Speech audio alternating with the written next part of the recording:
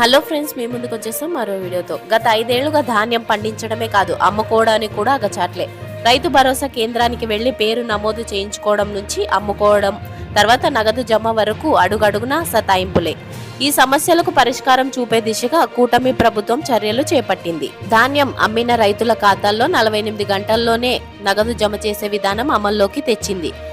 314 కోట్ల ధాన్యం కొనుగోలు చేయగా ఇందులో 288 కోట్లు చెల్లించింది.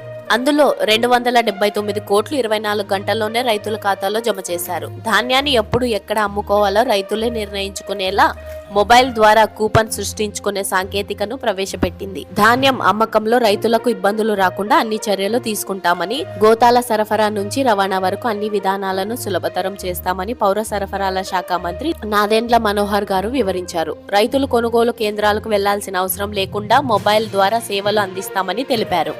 ఈజ్ ఆఫ్ డూయింగ్ ఫార్మింగ్ అనే విధానంలో భాగంగా ఏఐ ద్వారా ప్రత్యేక వాయిస్ సేవలపైన మార్గదర్శకం ఇస్తామని పేర్కొన్నారు.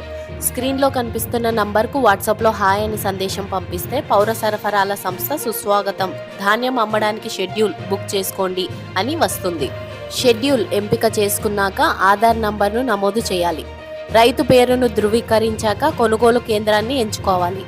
అమ్మాల్సిన తేదీని 3 ఆప్షన్లు ఇస్తారు. అందులో ఒక తేదీ, సమయాన్ని ఎంపిక చేసుకోవాలి.